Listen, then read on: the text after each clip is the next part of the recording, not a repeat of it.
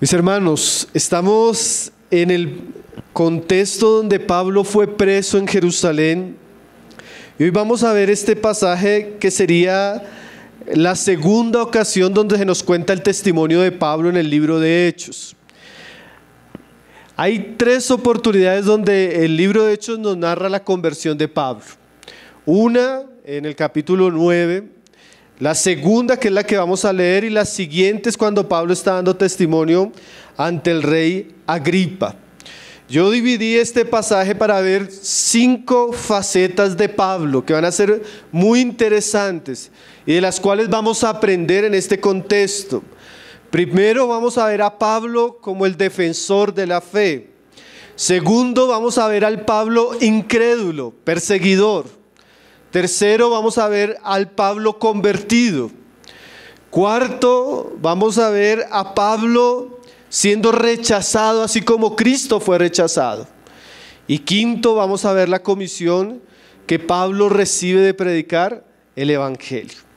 Amén. Entonces vamos a ir leyendo verso por verso y vamos a irnos introduciendo en el tema.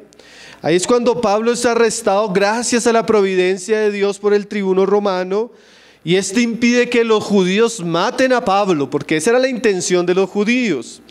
Entonces dice ahí en el verso 37 que cuando comenzaron a meter a Pablo en la fortaleza, dijo al tribuno: ¿se me permite decirte algo? Y él dijo: ¿sabes griego? O sea, es obvio que cuando Pablo le pregunta al tribuno que si le permite decir algo, Pablo le habla en griego. Para el tribuno eso fue sorprendente porque en aquellos días, en aquella región, casi nadie hablaba griego. La mayoría de personas hablaban el idioma común, que era una especie de arameo.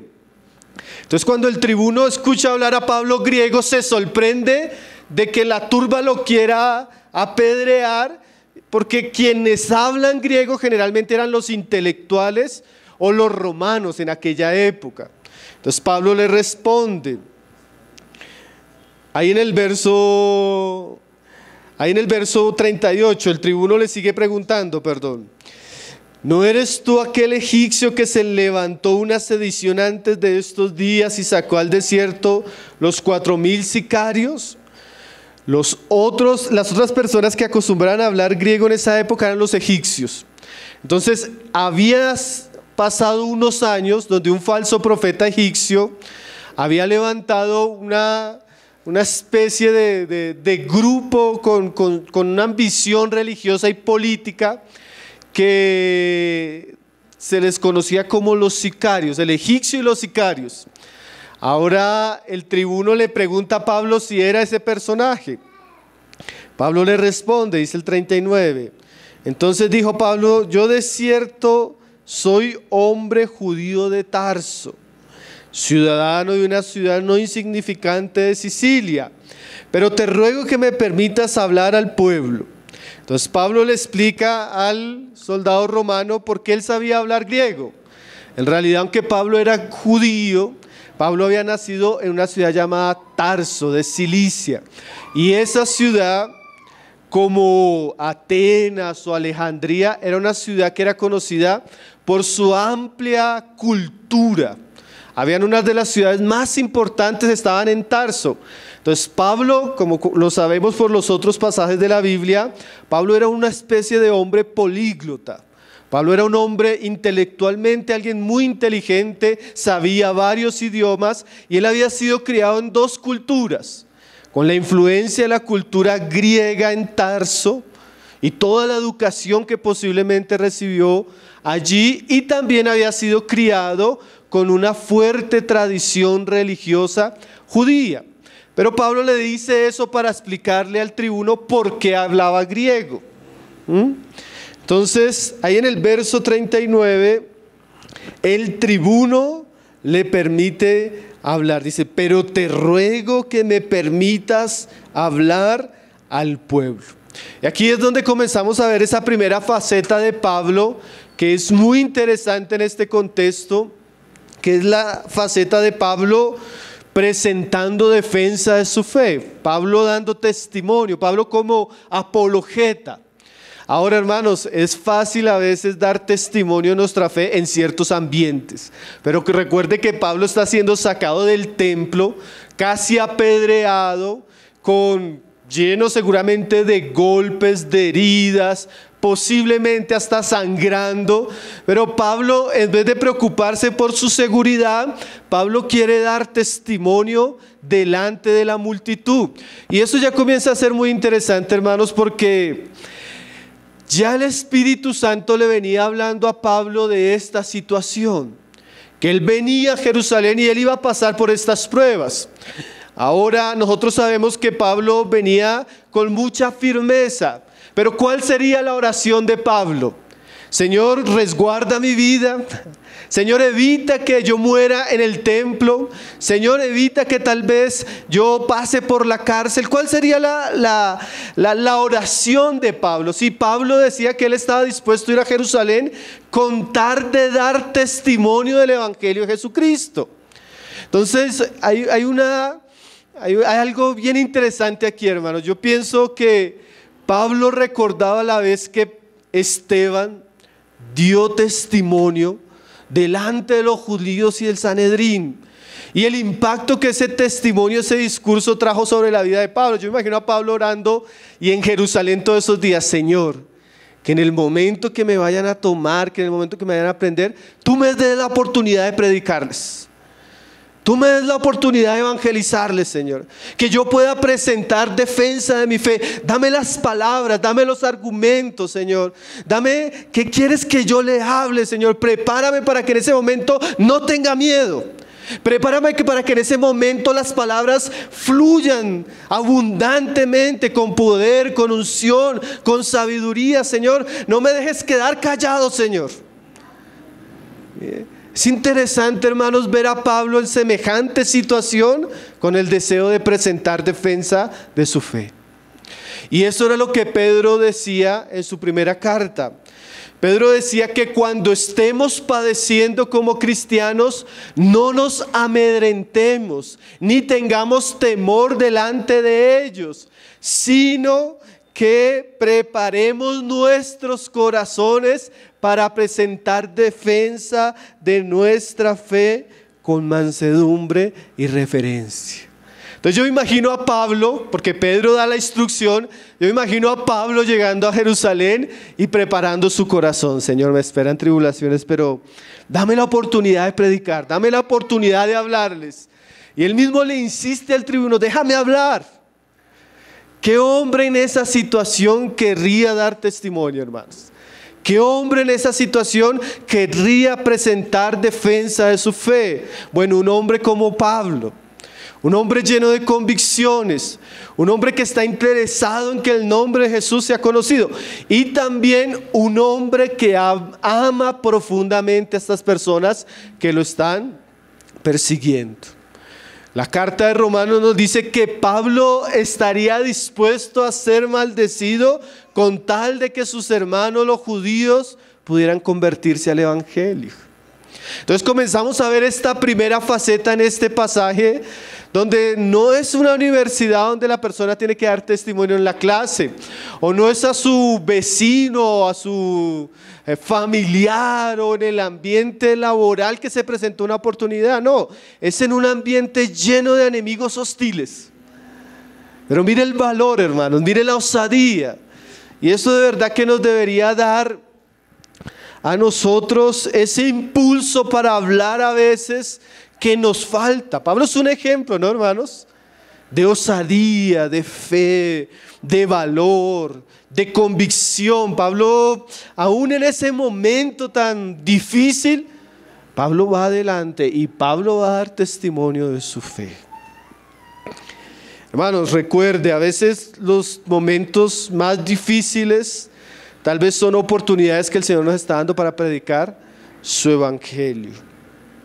Ahora dice el verso 40: y cuando Él se lo permitió, Pablo, estando en pie en las gradas, hizo señal con la mano al pueblo, y hecho gran silencio, habló en lengua hebrea diciendo, ¿sí?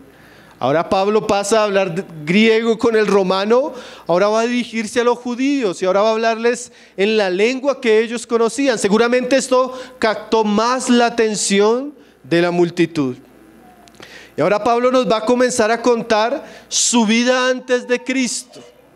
Esa faceta de Pablo como incrédulo. ¿Cómo vivía Pablo? ¿Cómo pensaba Pablo? ¿Qué estaba haciendo Pablo?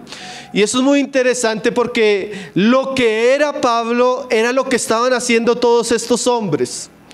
Dice ahí en el verso 1 del capítulo 22. Varones hermanos y padres, ahora oíd mi defensa ante vosotros. Y al oír que se les hablaba en lengua hebrea, guardaron más silencio. Y él les dijo: yo de cierto soy judío, nacido en Tarso de Cilicia, pero criado en esta ciudad, instruido a los pies de Gamaliel, estrictamente conforme a la ley de nuestros padres, celoso de Dios como hoy lo sois todos vosotros. Entonces Pablo saca sus credenciales judías. Pablo nos dice que él es judío, aunque nació en la ciudad de Tarso de Cilicia, donde había una gran comunidad judía, pero él había sido criado en Jerusalén. Y no solo criado en Jerusalén, había sido instruido por uno de los rabinos más venerados de aquel tiempo y de toda la antigüedad, Gamaliel. Además, aunque Pablo no lo dice acá, en otros pasajes nos dice que Pablo fue de la secta de los fariseos y aventajaba a sus contemporáneos en cuanto a su celo y a su fervor religioso. Ahora, ¿por qué Pablo está diciéndoles eso? Pablo nos está dando el retrato del Pablo incrédulo. Esta era mi vida antes de Cristo. Yo era igual que ustedes, un judío celoso, aferrado a la tradición, conocía las escrituras. Fui criado por el más grande rabino que ustedes conocen aquí en Jerusalén en estos tiempos. Y no solo eso, dice ahí, celoso de Dios como hoy lo sois todos vosotros. O sea, de alguna manera Pablo entendía el celo de estos hombres porque él había sido así. De alguna manera Pablo entendía el odio de esa religión porque él lo había experimentado. De alguna manera Pablo entendía que cuando los hombres se ciegan en la religión pueden hacer cosas terribles como las que están haciendo ellos. Dice el verso 4: perseguía yo este camino hasta la muerte, prendiendo y entregando en cárceles a hombres y mujeres. O sea, aquí Pablo llega a un punto muy importante, hermanos, que hay que entenderlo porque en su contexto del libro es muy importante. Aquí el asunto no es contra Pablo. Aquí el asunto es contra el camino. ¿Qué quiere decir eso? Esa era una frase o un término que se usaba para referirse a los cristianos y a su vida, a su doctrina, a su andar. Y Pablo sabía que ellos no lo estaban persiguiendo solo por la murmuración que se había dicho. A Pablo lo estaban persiguiendo porque Pablo era uno de los más grandes representantes del Evangelio de Jesucristo en aquellos días. Y su fama había sido notoria por toda Asia, por toda Macedonia, y en muchos lugares se decía que Pablo, predicando este camino, había llevado a muchos judíos y a gentiles a la fe. Entonces el odio que ellos estaban teniendo no solo era una acusación en cuanto al templo, esa fue la excusa externa. Realmente el odio que tenía esta multitud era hacia el camino, como Pablo lo había tenido. Pablo, hermanos, por el testimonio de Pablo sabemos que Pablo llevó a muchos cristianos, hombres y mujeres, a la cárcel. Sabemos que los torturó y sabemos que él promovió la muerte de algunos. Pablo había sido un hombre cruel, sanguinario, un perseguidor hostil y ácido contra el evangelio y contra la iglesia. En esa misma ciudad Pablo se había encargado de hacer eso. Y no solo eran palabras, porque él mismo va a poner como testigos al sumo sacerdote, al Sanedrín, en aquellos días. Dice el verso 5: como el sumo sacerdote también me es testigo, sea, Pablo se codeaba con los altos rangos de la fe judía, con el sumo sacerdote, con el Sanedrín, dice, y todos los ancianos, de quienes también recibí cartas para los hermanos, y fui a Damasco para traer presos a Jerusalén, también a los que estuviesen allí para que fuesen castigados. Entonces Pablo en algún momento de su vida, en su incredulidad, también vivió ese celo religioso. También aborreció el camino, también aborreció el evangelio, también persiguió a los cristianos, no solo en Jerusalén, sino él iba a otras ciudades. Pablo está mirando hacia atrás su vida. Y este testimonio, y este es muy interesante porque cuando Pablo llegaba a algunas ciudades, él lo que predicaba eran las escrituras. Es la primera vez que tenemos a Pablo hablando de su vida en una predicación o en una apología, en una defensa. ¿Por qué? Porque él les va a explicar a ellos por qué él cambió. ¿Qué fue lo que mudó su vida? Porque él dejó de ser un perseguidor a ser el mayor predicador del evangelio. ¿Qué fue lo que aconteció? ¿Sí? Porque él estaba en ese mismo mundo oscuro, muerto, lleno de odio. Dice él en otro pasaje que él respiraba amenazas como un animal salvaje. Sí, él está en un mundo de tinieblas, de muerte, de oscuridad, así como esa turba que quería matarlo estaba en ese momento. Pero ¿qué sucedió, hermanos? Ahí viene donde Pablo nos va a narrar su conversión. Verso 6. Pero, que ese pero tan importante, ¿no, hermanos?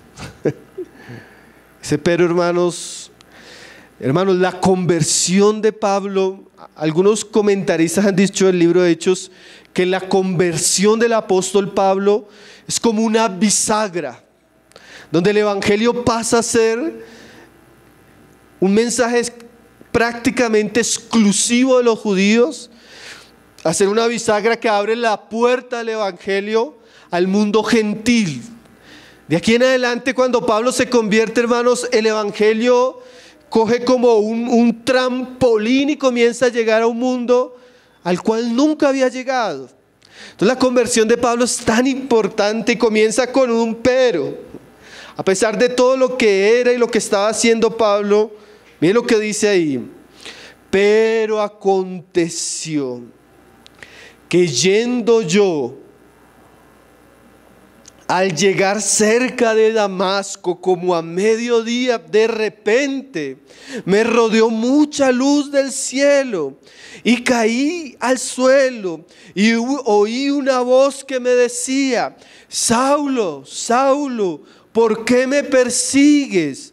Entonces respondí yo: ¿quién eres, Señor? Y me dijo: yo soy Jesús de Nazaret, a quien tú persigues. Miren lo que nos dice Pablo de su experiencia de conversión, hermanos. Pablo nos cuenta que él, yendo a perseguir a los cristianos en Damasco, él tiene una experiencia sobrecogedora. Una luz del cielo se le aparece y él escucha una voz. Y esa experiencia que Pablo cuenta es como estar tal vez escuchando la experiencia de Moisés cuando Dios se le reveló en la zarza, o la experiencia tal vez de Elías cuando el Señor le habló en la cueva. De esas experiencias extraordinarias que salen de lo particular, donde Dios se revelaba a uno de sus siervos en el Antiguo Testamento. Ahora Pablo tiene esa experiencia y él escucha una voz, y esa voz es una voz bien clara que le dice: ¿por qué me persigues? Uno que puede pensar de lo que pensó Pablo en ese momento. Pablo ve la luz y él se da cuenta que esto no es normal, que es una luz, no es la luz del sol, sino es una luz gloriosa, es una luz celestial. Y él escucha esa voz: ¿por qué me persigues? Pablo inmediatamente seguramente piensa: yo voy para Damasco a perseguir los cristianos. Yo estoy en una comitiva, yo tengo un encargo. por celo a Dios, por celo a mi tradición, yo vengo con el propósito de exterminar los del camino.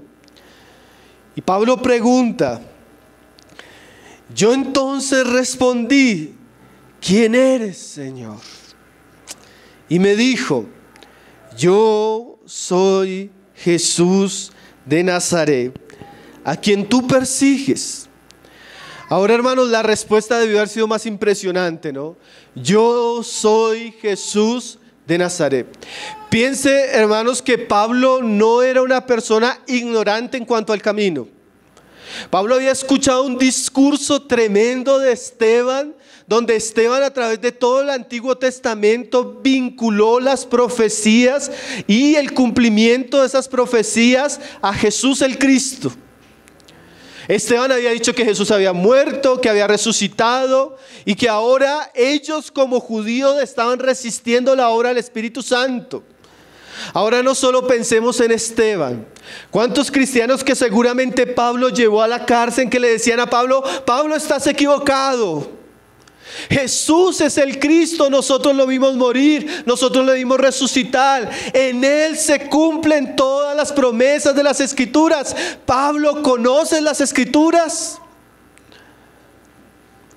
Seguramente Pablo en su celo y en su odio los abofeteaba. Seguramente Pablo en su odio los torturaba hasta hacerlos blasfemar. Niéguese Jesús.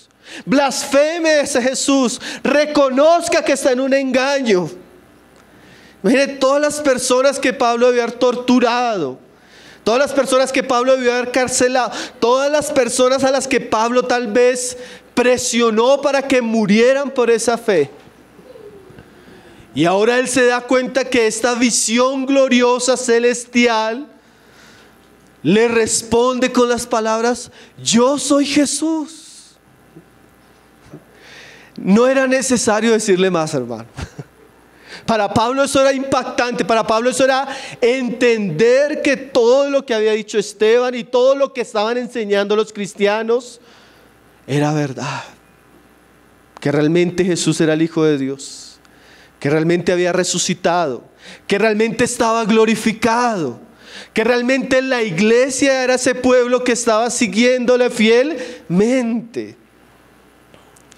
En ese momento yo imagino que Pablo se dio cuenta que estaba totalmente equivocado, hermanos.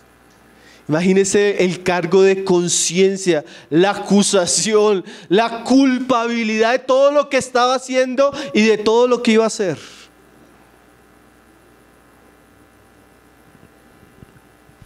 Él había despreciado, rechazado, blasfemado y perseguido el nombre de Jesús. Y ahora se encuentra cara a cara con una visión gloriosa de nuestro Señor resucitado. Hermanos, aquí vemos a Pablo convirtiéndose. Y una de las cosas más interesantes de la conversión de Pablo, que no es diferente a la conversión de nosotros, es que Pablo no estaba buscando al Señor. Era el Señor quien estaba buscando a Pablo. Mientras Pablo iba en una cruzada persiguiendo a los cristianos, Cristo venía en una cruzada para salvar al perseguidor. Cristo venía a salvar al enemigo. Cristo venía a salvar al blasfemo. Cristo venía a salvar al incrédulo. En medio de su locura, en medio de sus pecados, en medio de sus caminos tenebrosos, Cristo viene al encuentro de este hombre miserable.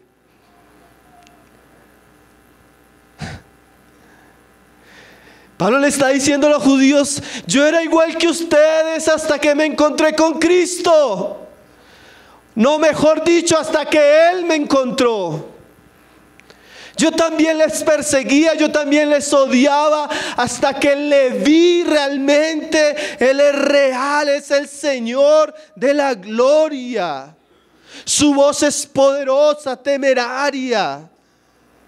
Yo caí, quedé como ciego. Mis ojos no pudieron contemplar tanta luz y tanta gloria. Y Pablo cae a los pies de Cristo, hermanos. ¿Cómo sabemos que Pablo se rinde a Cristo en ese momento? Dice el verso 10, y le dije, ¿qué haré, Señor? Pablo pasa del odio, del desprecio, de la hostilidad, de la incredulidad, a tener un corazón dispuesto a obedecer. Un corazón que ahora se somete, se humilla. Ahora Pablo se da cuenta que Jesús realmente es quien dicen los cristianos que están predicando por todo lado acerca de Él, que es quien dicen ellos que Él es. ¿Qué haré, Señor? Esa es una de las evidencias de una verdadera conversión. El hombre rebelde, el hombre incrédulo, el hombre indiferente doblega su corazón y pregunta, ¿qué debo hacer ahora, Señor? ¿Qué esperas de mí ahora, Señor? Yo era un miserable, te estaba persiguiendo, era un blasfemo, iba en contra de tus hijos, Señor. Pero ahora, ¿qué debo hacer, Señor? Eso habla de que Pablo doblegó su corazón. Eso habla de que Pablo se rindió a la autoridad de Cristo. Eso habla de que Pablo estaba ahora con un corazón diferente hacia el Evangelio. Tremendo, ¿no, hermanos? Y dice, y el Señor me dijo, levántate y ve a Damasco, y allí se te dirá todo lo que está ordenado que hagas. La conversión en ese momento no es completa. Pablo entra en esta experiencia traumática con la gloria de Dios. Él queda ciego. ¿Qué debo hacer ahora? El Señor dice, ahora ve a Damasco. Yo te voy a decir lo que tienes que hacer. Ya no te lo voy a decir directamente, sino te lo voy a decir a través de mis discípulos. Pablo llega a Damasco. Dice el verso 12. Entonces uno llamado Ananías, varón piadoso según la ley, que tenía buen testimonio de todos los judíos que allí moraban, vino a mí, acercándose me dijo. Mira ahora cómo este Ananías, después de que él tiene una conversación ahí con el Señor, Ananías le dice a Pablo, hermano Saulo, recibe la vista. Y yo en aquella misma hora recobré la vista y lo miré. Y otro pasaje nos dice que en aquella misma hora él también fue lleno del Espíritu Santo.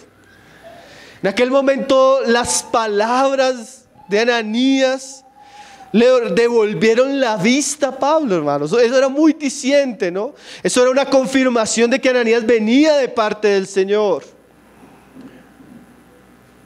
Y Ananías ya no le habla como a un enemigo, no, hermano Saulo. Aunque Ananías en un comienzo él tiene miedo, Dios le da testimonio a Ananías de que Pablo se ha convertido. Y miren lo que le dice Ananías a Pablo. Y él le dijo, el Dios de nuestros padres te ha escogido. Mire esto interesante, hermanos. La revelación de Jesucristo no es un rompimiento con la revelación progresiva del Antiguo Testamento. Es el verdadero cumplimiento. Cuando los judíos acusaban a Pablo de que estaba contra la ley, de que estaba contra el templo, de que estaba contra la tradición, realmente los judíos estaban totalmente equivocados en su acusación. Porque Cristo es el cumplimiento de la ley. Cristo es la revelación plena del Dios de Abraham, de Isaac y de Jacob. Cristo es el Mesías prometido. Y Pablo les está dando testimonio que la revelación de Cristo realmente fue el plan original de Dios para su pueblo, el cual ellos no entendieron por la dureza de sus corazones. Y Ananías le dice, Pablo, qué cosa maravillosa esto, ¿no, hermanos? El Dios de nuestros padres te ha escogido. Pablo, tú no sabías. Tú estabas lleno de odio, de locura, de tinieblas, en un camino de muerte. Pero Dios te había escogido. Dios te había llamado, Pablo. Dios ya había puesto su mirada en ti, Pablo. ¿Para qué? Para que conozcas su voluntad. ¿Para qué más? Y veas al justo. ¿Y qué más? Y oigas la voz de su boca. Dios había escogido a Pablo, y no solo a Pablo, a todos los creyentes, para que conociéramos su voluntad en Cristo, en el justo, y oyéramos de Él las palabras de su boca. Entonces aquí tenemos a Pablo narrándonos su conversión, hermanos. Pablo cuenta cómo en el camino se encuentra con Cristo, cómo Cristo lo dirige a Damasco. En Damasco recibe estas palabras de Ananías y es estimulado a bautizarse. Dice en el verso 16: ahora pues, ¿por qué te detienes? Levántate y bautízate y lava tus pecados invocando su nombre. Así como todos los que se convertían en aquella época y en esta época, Ananías estimula a Pablo a bautizarse. Bautícese, identifíquese públicamente con su fe, con Cristo, obedezca el mandamiento del Señor y lave sus pecados. Ahora es obvio que el bautismo no lava los pecados, ¿sí? Pero la conversión con fe en Cristo trae lavamiento de pecados como nacimiento de nuevo. Y bautícese. Hermanos, Pablo, después de ser un odiador de cristianos, después de haber llevado a muchos a blasfemar, después de haber conspirado para la muerte de otros, ahora Pablo públicamente desciende a las aguas diciendo: yo soy cristiano. Yo soy cristiano. ¿Por qué? Porque Cristo se le reveló en el camino.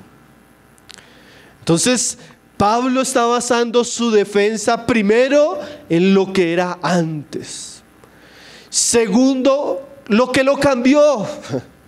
¿Qué cambió la vida de Pablo, hermanos? Se encontró con Cristo glorificado y cayó rendido bajo su señorío. Hermanos, esas son las características de un verdadero cristiano. Alguien que puede decir: yo iba en mi vida, iba en este camino hacia las cosas así, odiaba, aborrecía, hasta que en un momento la luz del evangelio, hasta que en un momento Cristo llegó a mi vida, hasta que en un momento la palabra de verdad derribó mi corazón y pude ver con mis ojos a Jesús, pude oírlo con mis oídos y mi corazón se rindió a su voluntad, en fe, en arrepentimiento. ¿Sí? Eso es la fe cristiana, hermanos. Un encuentro real, transformador, vivo con Cristo Jesús. Tercera faceta, Pablo ahora como cristiano. Primero, Pablo como apologeta. Segundo, Pablo como incrédulo. Ahora Pablo como cristiano. Y ahora Pablo nos va a mostrar cómo él experimentó el rechazo de los judíos. Dice en el verso 17. Ahora vamos a ver a Pablo experimentando el sufrimiento y el rechazo, así como Cristo sufrió y fue rechazado por los judíos, de la misma manera Pablo. Dice el verso 17: y me aconteció vuelto a Jerusalén. Hermano, cuando uno estudia la cronología de la vida de Pablo, nosotros sabemos que Pablo dura un buen tiempo en Damasco, después va a Arabia, un tiempo, después regresa otra vez a Damasco. En Damasco, por la persecución de los judíos, él sale, ¿sí? ¿Se acuerdan que ahí el pasaje cuenta que él lo sacan por una canasta de la ciudad, por el muro?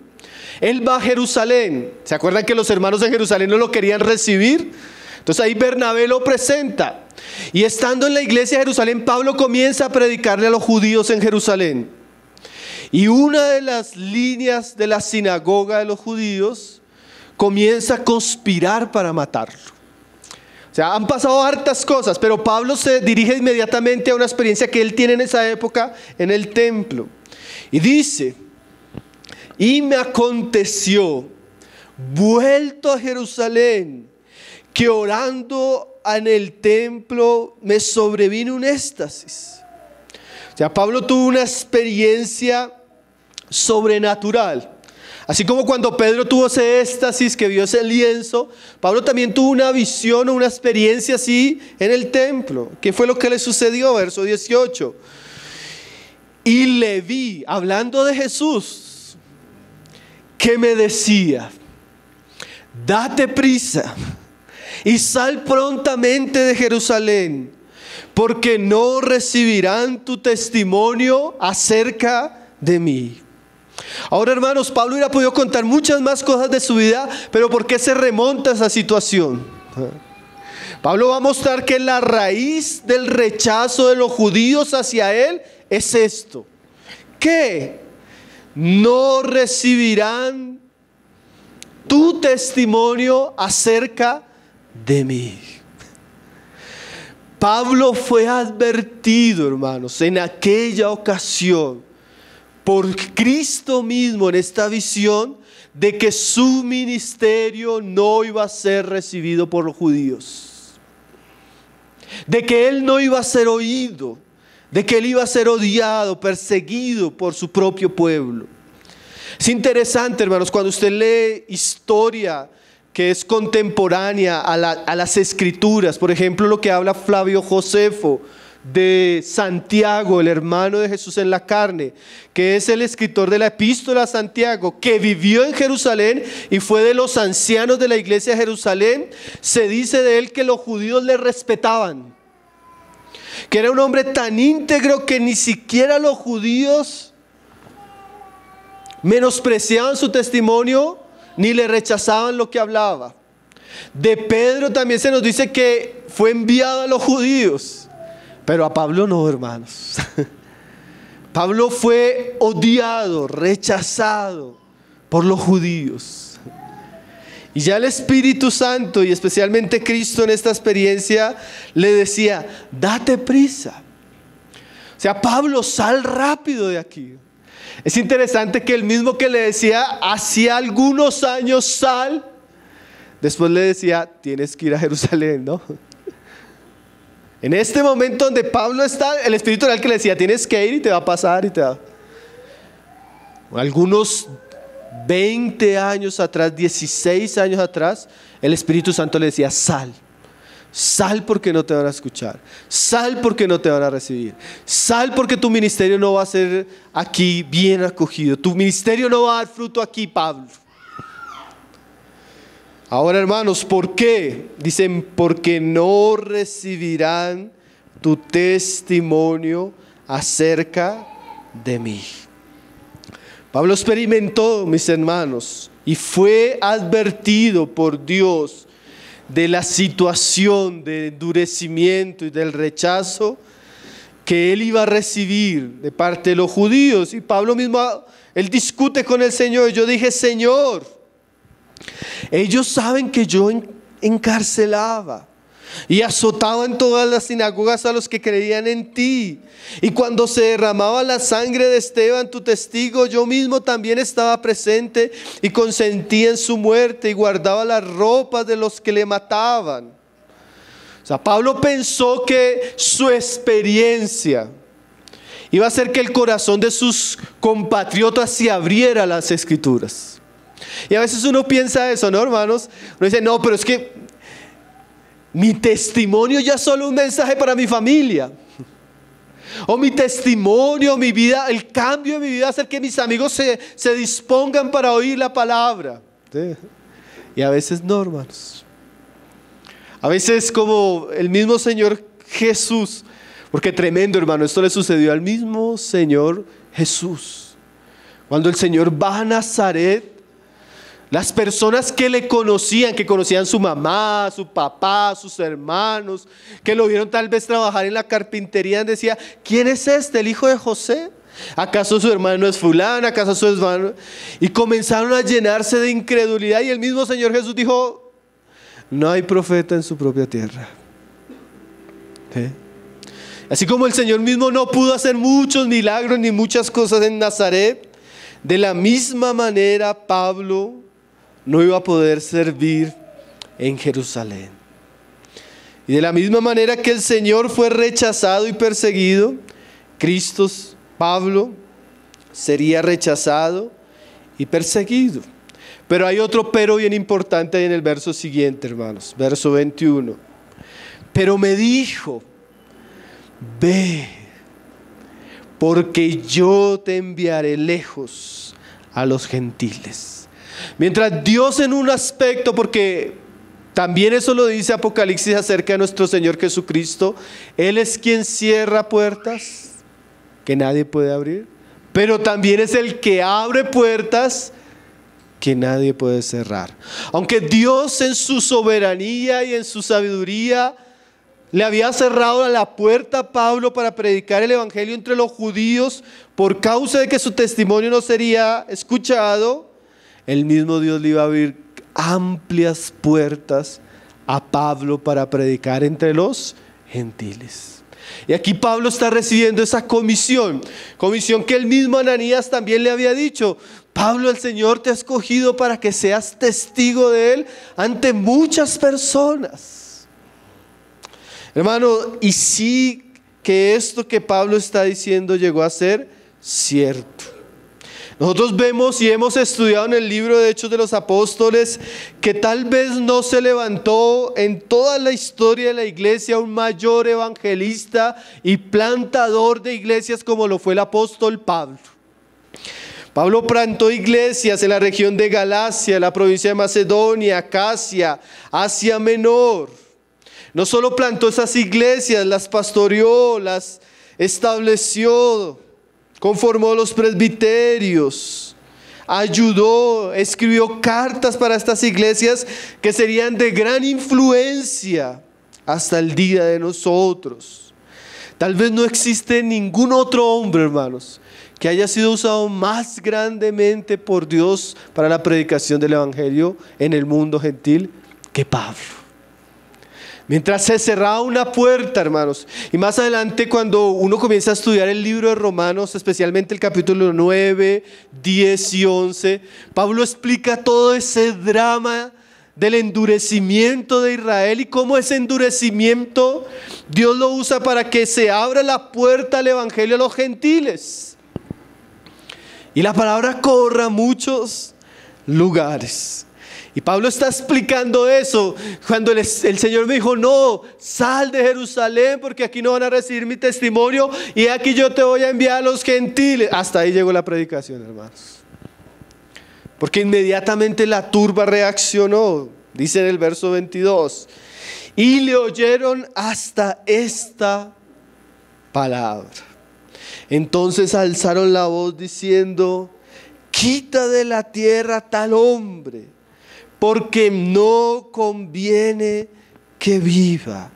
Y como ellos gritaban y arrojaban sus ropas y lanzaban el polvo al aire, mandó el tribuno que le metiesen en la fortaleza y ordenó que fuese examinado con azotes para saber por qué causa clamaban así contra él. Lo último que nos muestra este pasaje, hermanos, fue la reacción de los judíos ante el testimonio de Pablo. Ellos comienzan a gritar y comienzan a enardecerse. Comienzan a decir: quita a tal hombre de la tierra, no conviene que viva. Hermanos, la reacción de esta turba, en un sentido, no deberíamos sorprendernos. ¿Por qué? Esta turba y estas personas eran los hijos de aquellos que crucificaron a Cristo. Eran probablemente también aquellos que participaron en el martirio de Esteban. Eran probablemente los que instigaron también la persecución de la iglesia en Jerusalén. Era un pueblo que llevaba ya años manteniendo una actitud hostil, de endurecimiento, de incredulidad ante el evangelio de Cristo. Y cuando Pablo les comienza a contar su conversión y cómo en su conversión él quería predicar ahí el evangelio, pero Dios le dice que ellos no van a recibir el evangelio y mejor vaya a predicar a los gentiles, los judíos ya no pueden soportar este mensaje. Y llenos de ira e indignación, comienzan a hacer exclamaciones como los que van a generar una revuelta. Y el tribuno, seguramente por miedo a que la ciudad se alborotara y todo lo que eso traía, porque los judíos eran un pueblo muy revoltoso, hermanos. Unos años más adelante, casi no alcanzarían a ser 20 años más adelante, esta ciudad sería totalmente destruida por el Imperio Romano, hermanos. Quemado el templo, porque era un pueblo que en su endurecimiento y en su incredulidad a Dios fueron juzgados por su pecado. Ahora, mis hermanos, este pueblo fue el pueblo que mató a los profetas, que mató a Cristo, que persiguió a los apóstoles, que persiguió a la iglesia. No se podía esperar nada menos de este pueblo en oscuridad y endurecido que las siguientes palabras: quita de la tierra a tal hombre. Pablo no era aborrecido por ser Pablo. Pablo era aborrecido por el evangelio que Pablo predicaba, hermanos. Pablo era aborrecido porque Jesús enseñó: si a mí me ha aborrecido el mundo, a vosotros también. Entonces, ese mundo judío, religioso, un mundo en oscuridad, era un mundo que no iba a poder tolerar el mensaje de Pablo, el evangelio de Pablo, la experiencia de Pablo. Y lo más tremendo, hermanos, de estos judíos es que eran un pueblo que tuvo muchísima evidencia. Porque Jesús no solo predicó, hizo cantidad de milagros. Y no solo eso, venció la muerte, resucitó. Y no solo eso, ellos vieron milagros que hicieron los apóstoles. El avivamiento, el cambio, la transformación que había tenido la iglesia en Jerusalén. Ahora habían visto como uno de sus mejores hombres, de sus más grandes mercenarios, Pablo, el gran perseguidor, el gran defensor de la fe judía, ahora se convierte. Y Pablo les cuenta cómo ese Cristo realmente es verdadero, la experiencia que él tiene, cómo él se convierte. Y aún así este pueblo sigue siendo ciego y endurecido. Ahora, hermanos, yo quiero llegar a algunas aplicaciones finales en relación a este pasaje muy interesantes. Primero, hermanos, hay un pasaje en Romanos 11:20 que me gustaría que leyéramos, que nos retrata un poco la condición de Israel, que nos retrata un poco la condición de este pueblo incrédulo. Y cuando Pablo está explicando por qué ese pueblo se endureció, la razón, Pablo lanza una advertencia sobre la iglesia, hermanos. Porque ese pueblo que decía que no quería ver a Pablo, que quería que muriera Pablo, que quisieran que quitara ese hombre de la tierra, ese pueblo cayó allí de manera progresiva. Fue un pueblo que se llenó de incredulidad. Fue un pueblo que se llegó del legalismo. Fue un pueblo que quiso poner a un lado la justicia de Dios y establecer la suya propia. Fue un pueblo que, aunque tenía las promesas, la palabra, el pacto, los patriarcas, esa nación se desvió, hermanos. Y Pablo dice ahí en el verso 20 del capítulo 11, dice: bien, por su incredulidad fueron desgajadas, pero tú por la fe estás en pie. Y Pablo le dice a los cristianos que están en pie por la fe, que no son ese pueblo, nosotros ahora somos el pueblo de fe, somos los hijos de Dios. Dice Pablo: no te ensoberbezcas, sino teme. ¿Qué quiere decir Pablo con eso, hermanos? Hermanos, Israel siempre, para nosotros como iglesia, Israel es un ejemplo a lo que podemos caer si nos alejamos de Dios, si nos alejamos de las escrituras, hermano. Ese pueblo incrédulo, ese pueblo que ya rechaza el mensaje, ese pueblo que no quiere escuchar a los heraldos de este mensaje, ese pueblo que desconoce a su Señor. Hermanos, un pueblo que nos advierte de ese peligro.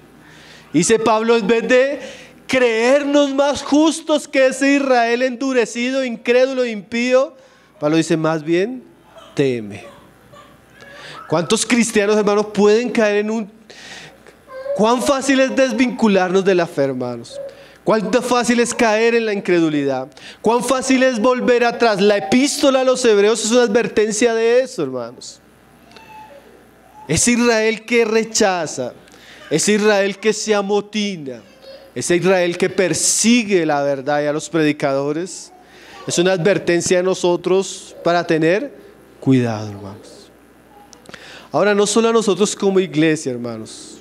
Cualquiera que está en esa actitud de incredulidad, de hostilidad, de endurecimiento, hermanos. Dios nos guarde de caer en la situación de Israel. Todo en ese contexto, es Israel que persigue, es Israel que rechaza el evangelio, es Israel que no escucha el testimonio de aquellos que le son enviados. Ahora, lo segundo tiene que ver con nuestra vida y el ejemplo de Pablo, hermanos. Y hay varias cosas que yo mencioné que quisiera recapitular ahorita. Pablo como el defensor de su fe, hermanos. Hermanos, ¿será que nosotros estamos preparados para presentar defensa de nuestra fe?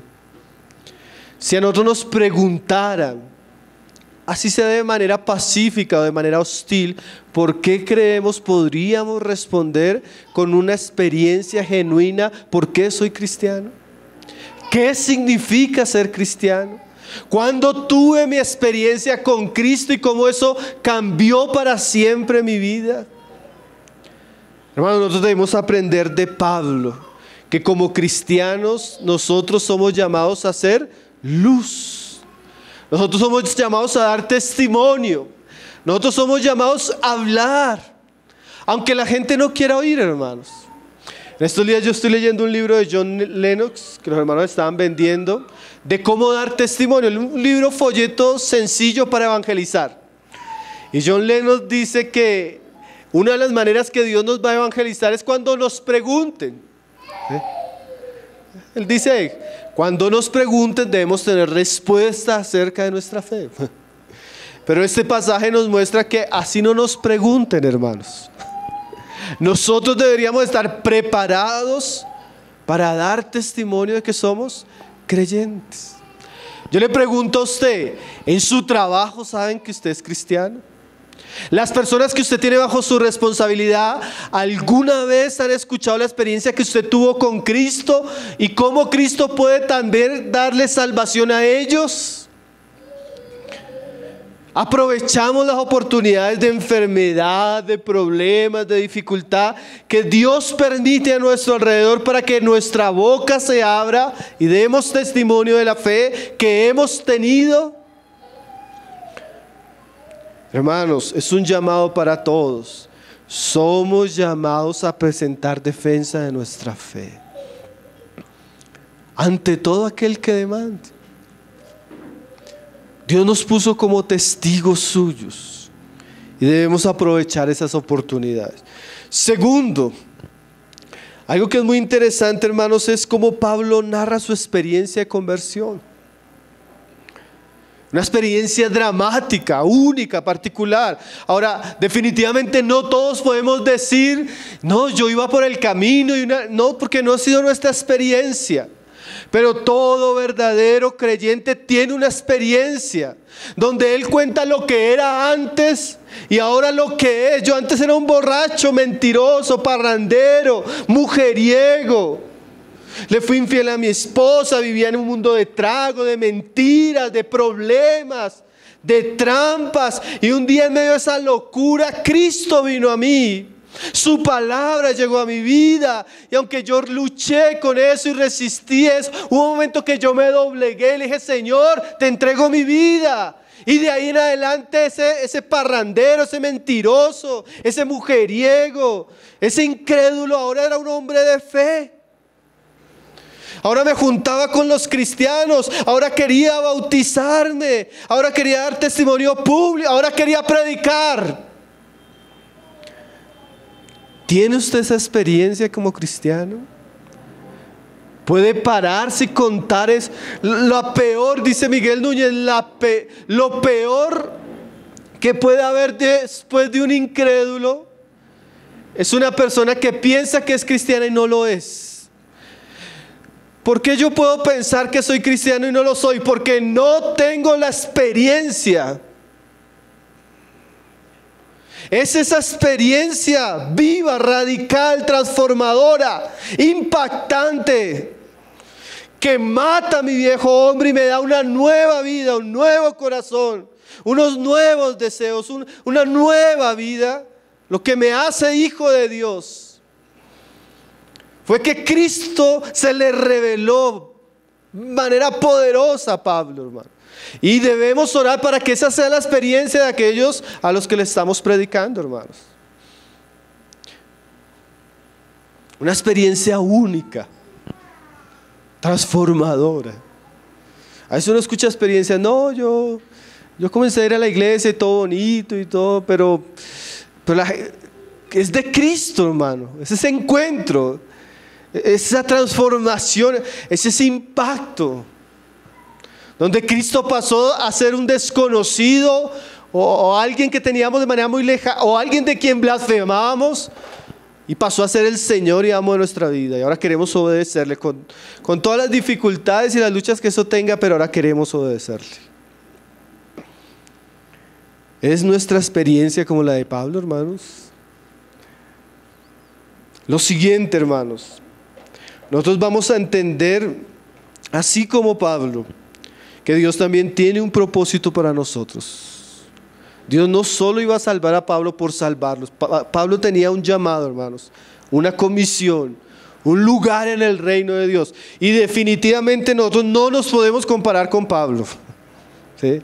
Pablo está a kilómetros de distancia de nosotros. No solo está a cientos de siglos, sino está a kilómetros de distancia en muchos aspectos de nuestra experiencia. Pero algo que uno ve en Pablo, hermanos, es que Pablo, después de que entendió que Dios lo había llamado a predicar el evangelio, dedicó toda su vida a eso. Y tal vez cada uno de nosotros está en un proceso de entender cuál es el llamado que Dios tiene para nuestra vida. Pero si algo nos deja ver Pablo es que a pesar del rechazo, a pesar de la hostilidad, a pesar de las muchas dificultades, Pablo se esforzó para vivir, para cumplir ese propósito. Como ningún otro hombre, Pablo da un ejemplo de un hombre que se esforzó a lo máximo, se entregó con todas sus fuerzas para llegar a ser aquello que Dios lo había llamado a ser. Y yo quisiera preguntarles también, mis hermanos, ¿cómo está siendo nuestra vida en torno a ese llamado? ¿Cuán dedicados, cuán dispuestos, cuán entregados estamos siendo a esa vocación divina que tiene Dios para nosotros? Imagínense que Pablo, cuando el Señor le dijo, Pablo, no van a recibir tu testimonio, entonces no voy a predicar más, Señor.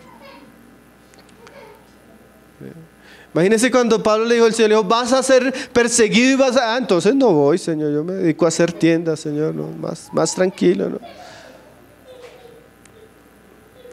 Imagínense diciendo Pablo golpeado y diciéndole al tribuno, déjame hablar, que es que Dios me puso fue acá a predicarles.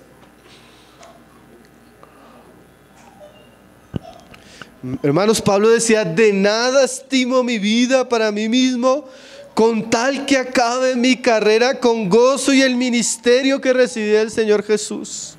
La ambición suprema de Pablo era acabar con gozo la carrera que el Señor le había dado. Hermanos, seguramente nosotros no tenemos la misma carrera de Pablo, pero cada uno de nosotros tiene una carrera.